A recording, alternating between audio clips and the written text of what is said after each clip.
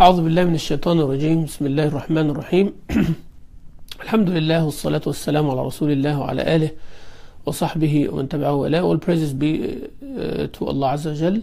All praises due to Allah. May Allah's peace and blessings be upon His last messenger Muhammad sallallahu alayhi wa ala alihi wa sahbihi wa sallam. Dear brothers and sisters, after my last post, my last video about friendship and who's your friend, I got a few feedback and requests that I follow up a little bit on that. And today I'm going to just do that, inshallah, with some little insight about the impact or the effect of a friend. We talked last time about the advice of Rasulullah sallallahu alayhi wa alihi wa sahbihi wa sallam, that you would be following the habits, the conduct, the behavior, the mannerism of your friend. So pick your friend carefully. The word for friend is sadiq. Sadiq. And this word is mentioned in Quran twice. Surah An-Nur, Allah Azza wa Jal says, أو صديقكم, in regards to food and where you can eat and the houses you can enter and seeking permission and all of that. So the word sadiq mentioned. And also in Surah Al-Shu'ara, about the Day of Judgment, that the people of hellfire, they will say, today we don't have anybody to intercede for us, nor we have a close, intimate friend. Sadiqin Hamim. Sadiqin Hamim. So what is a Sadiq? Sadiq is the person who is Sadiqul Mawaddah. Sadiq means very truthful in their love to you.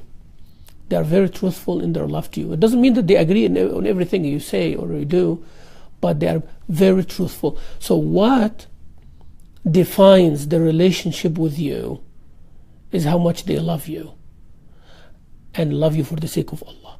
Because we said last time that you have to see the relationship with Allah. If they have good relationship with Allah, so they will love you for His sake, subhanahu wa ta'ala. So their main concern in this world is that you benefit and you become close to Allah Azza wa Jalla and you become good. So that's why we call the word Sadiq. Sadiq from Sidq, truthfulness. So he is good in his mawadda to you. Mawadda is that ultimate love, or that great type of love. And the Sadiq is the one who becomes happy when you enjoy, becomes sad when you suffer. And he's the one who will do anything in this world to make you happy and to care about your well-being. So this is Sadiq. There is a hadith, even though it is weak in its narration, Imam Ibn al-Jawzi mentioned in his Tafsir Zad al-Masir, and he said that it's narrated from Jabir ibn Abdullah, and whenever the way he mentioned it, it indicates that the hadith is weak, but the meaning is correct though. And I want you to listen carefully to this. And he says, in Yawm al-Qiyamah, a person enters Jannah, a believer enters Jannah. May Allah make me and you that believer. And then he looks for his friend. He had a good close friend, and he looks for that friend in Jannah, and he doesn't find him. And he says, Ya Rab, ayna sadiqi fulan? Where is my friend such and such? He finds out that he is from Ashab al-Jahim. He is in hellfire. And he says, Ya Rab, I will not enjoy Jannah unless I see my friend with me. You see, a true friend even in Jannah. Ya Allah, I will not enjoy Jannah that you granted me without my friend who is right now in hellfire. So Allah Azza wa Jalla, with His mercy and with His rahmah, will say to the angels, get his friend out from hellfire and admit him to Jannah. So because of his friendship, he cared about him so much, even though he was a bad person in this world, and he entered the hellfire in Yawm al-Qiyamah. He said, Ya Rab, that my enjoyment in Jannah will be perfect and complete only when my friend comes with me. And Allah Azza wa Jalla give him that. So the people of hellfire, when they see that, They said, we wish we had a close friend, good friend who cared about us and who cares about us now.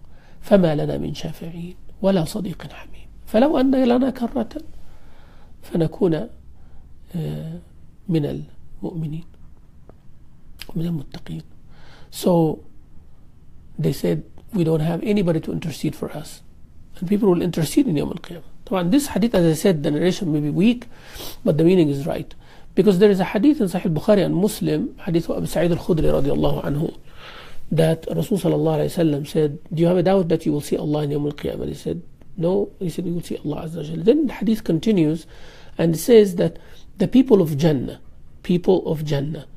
will enter the Jannah and they will ask, Ya Allah, what about our brothers? They used to pray with us and they used to worship with us. They will be told that they are in hellfire. They are Muslims, they are believers. They will take their punishment and then they will go to Jannah at the end. But they're friends, they're good friends. They are asking about them. This hadith in Bukhari and Muslim, hadith Abu Sa'id radiallahu anhu. So Prophet ﷺ saying that they said, Ya Allah, they used to pray with us. They used to be with us and worshipping you. But maybe they were bad, so they are in hellfire. So Allah Azza wa Jalla says, Idhabu, you go to the hellfire and get out from hellfire who has the weight of a dinar of gold. The weight of a dinar of gold of iman in their heart. فَتُحَرَّمُ صُوَرُهُمْ عَلَى النَّارِ. The believers will enter the hellfire but will not get burned. Allah Azza wa Jalla will give them a special ability that they will go inside of hellfire and they will identify these people and they will get them out. Then they will ask Allah again. Then He will say, go back and get out from hellfire those who have half dinar weight of iman in their heart. Then they will ask Allah for third time. And Allah Azza wa Jalla will say, go and get out of hellfire who have the weight of an atom of iman in their heart. So Rasul Sallallahu Alaihi Wasallam said, فَيَشْفَعُ الْمَلَائِكَةُ وَالْأَنْبِيَاءُ وَالْمُؤْمِنُونَ. So in Yawm al-Qiyamah, the intercession will be granted to the angels, to prophets, and to the believers. Of course, with the permission of Allah, and they qualify, and that the person that they intercede for, Allah approves. So Allah has to give them permission. مَنْ ذَا الَّذِي يَشْفَعُ عِنْدَهُ إِلَّا بِإِذْنِهِ. Nobody will intercede without His permission. وَلَا يَشْفَعُونَ إِلَّا لِمَنْ ارْتَضَى. And they will not intercede except for those whom Allah Azza wa Jal qualify, or Allah is pleased with, or approve them. So they will not intercede except with the permission of Allah, and those only whom Allah Azza wa Jal give permission will intercede, and the person that they intercede for qualifies. So the meaning of the hadith there. Allah Azza wa Jalla says in the Quran, الْأَخِلَّاءُ يَوْمَئِذٍ بَعْضُهُمْ لِبَعْضٍ عَدُوٌّ إِلَّا الْمُتَّقُونَ. That dear friends, close friends, intimate friends would be enemies to each other Yawm al-Qiyamah, except the pious and righteous. What does that tell us? That they were akhilla in the dunya. That's the whole point I'm trying to emphasize here. That they actually were close friends in the dunya, but the bases were wrong. The means were wrong. The goals were wrong. All or one. The basis is wrong. They are not for the sake of Allah. The means wrong. They hang out and they do wrong things.